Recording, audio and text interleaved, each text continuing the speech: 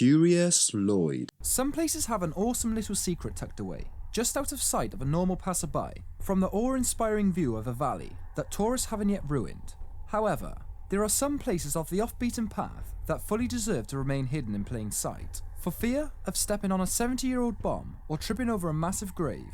So here are 5 places to keep an eye on whilst you do your travelling.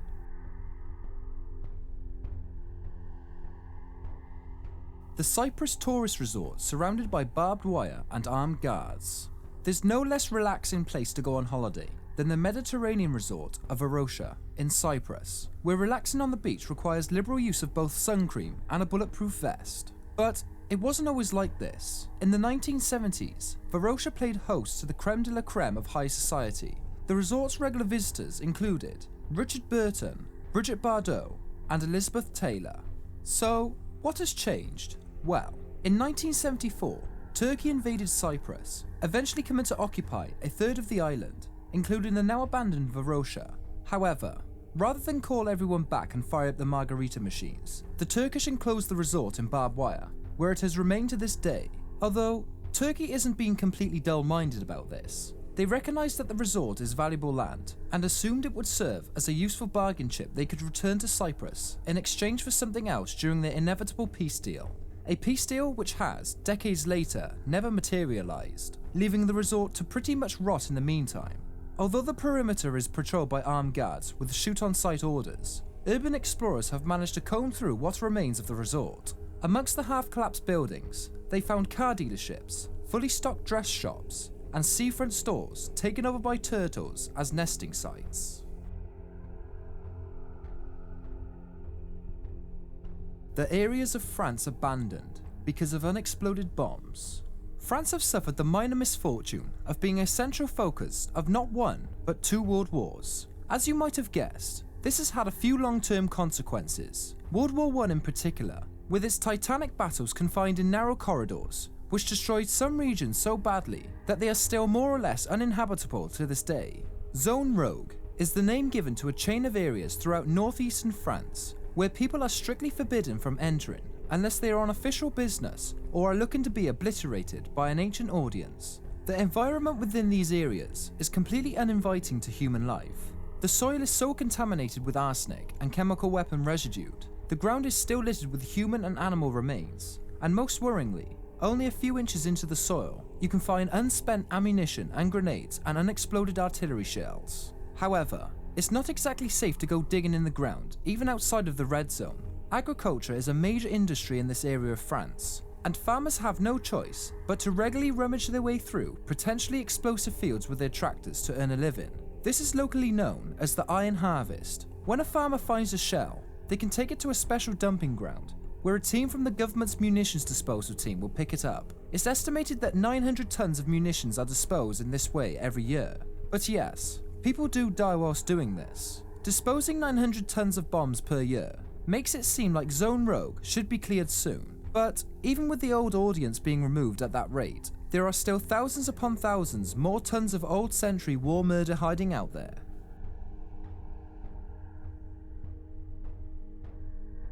There are dozens of closed cities scattered across Russia.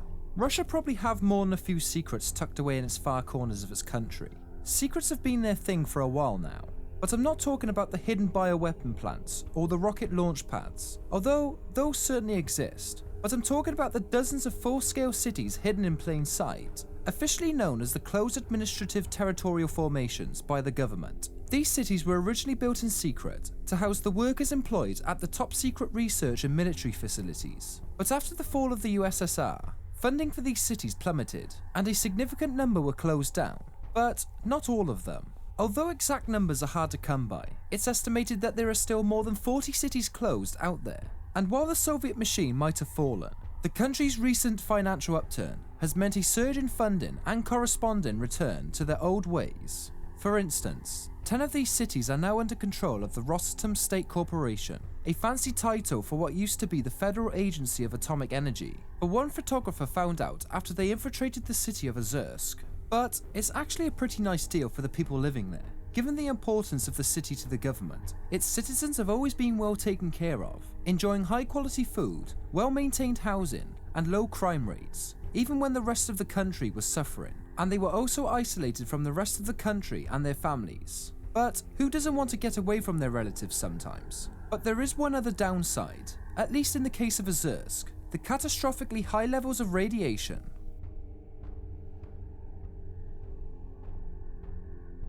The military graveyard with a secret plot for war criminals.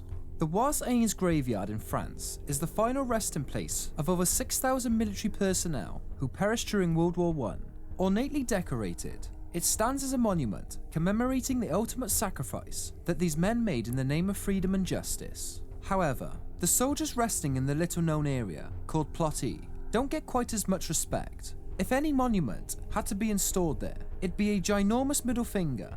That's because Plot E is home to the dishonorable dead, a group of soldiers who were executed for committing crimes like rape and murder. Although they were initially buried closer to their places of execution, and all were moved to Plot E in 1949, one person was buried in Plot E for something that wasn't rape or murder: Eddie Slovic, a private who was executed in 1945 for desertion.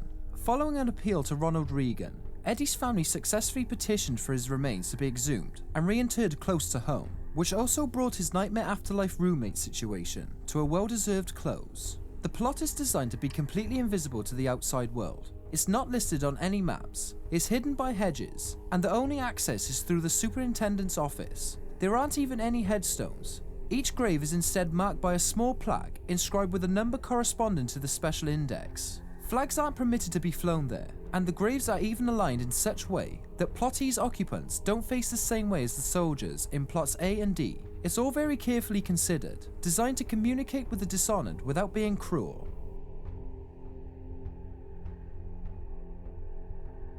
The jungle which stops the Pan American Highway stone dead. If you're into crazy adventures, and your absence from work could be disguised with a balloon on a stick, I can recommend travelling to the Pan American Highway. It's a long winding road that stretches the entire length of North and South America, from the furthest reaches of Alaska, through Denver and Mexico City, all the way down through the Buenos Aires, terminating in the cold climes of Argentina. But I don't want to sound too modest here, but it's hard not to take pride in our ability to tarmac anything that Mother Nature can throw at us. Well, nearly everything. While the road from Alaska to Panama is unbroken, at one point you will have to take a boat to Colombia if you want to continue onward, which technically ruins the whole highway image. The reason for this inconvenience is the Darien Gap, an impassable region of the jungle, swamp, and pit vipers that is passive-aggressively and also active-aggressively, resisting any attempt by civilization at being tamed. The Darien Gap has a long history of defeating travellers.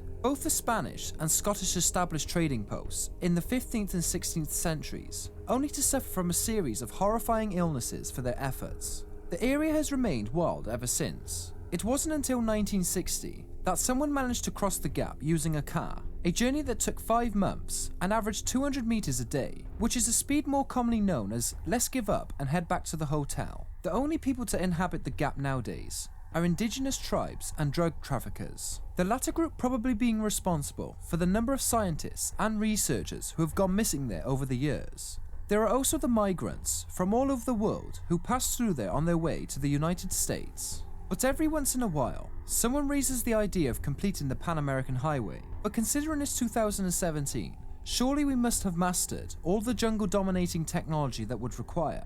But the problem is, there are a few good cases for keeping the gap closed. For one, with no road cutting through it, the Darien Gap is relatively pristine, so crushing it with bulldozers and laying tarmac on it would be like demolishing a wildlife preserve. But also, the lack of the road impedes drug trafficking and the spread of certain diseases. And finally, given the gap's history with people who have pretty much tried to conquer it, have pretty much failed. So maybe taking the boat is probably the simplest idea.